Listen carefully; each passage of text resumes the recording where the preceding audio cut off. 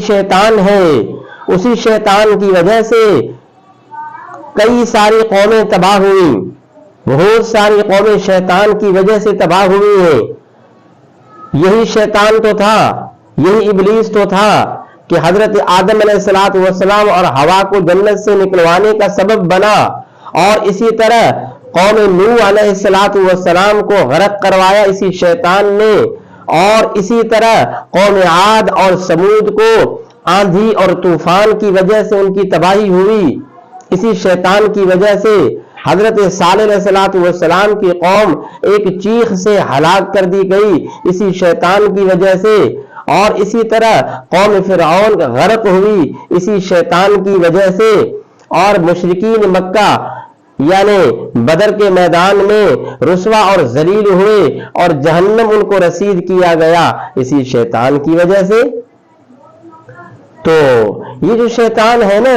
یہ ایسی ایسی باتیں اور امر باطل اور برائیاں وہ خوبصورت شکل میں انسان کے سامنے پیش کرتا ہے، مضر اور نقصان دہ جو چیزیں ہیں وہ انسان کے سامنے نافع اور مفید کر کے جو ہے پیش کرتا ہے کہ یہ بہت اچھا معاملہ ہے، یہ بہت اچھی چیز ہے، یہ بہترین کام ہے، تم کر لو۔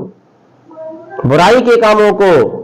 اس طرح ان کی شرح کر کے سامنے کرتا ہے، چکنا چپڑا کر کے اس کو پیش کرتا ہے، خوبصورت شکل میں پیش کرتا ہے تاکہ یہ انسان اس کام کو کر لے۔ اور جس طرح کہ شیطان خود ایک ابدی اور جہنمی بن چکا ہے،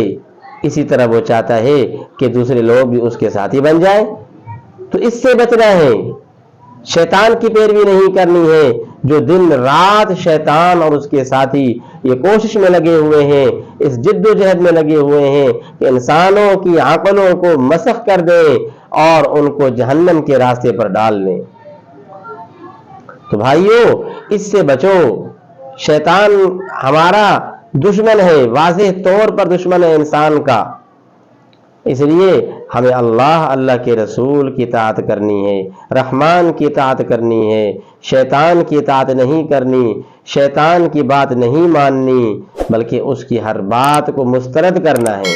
تب ہماری کامیابی ہوگی۔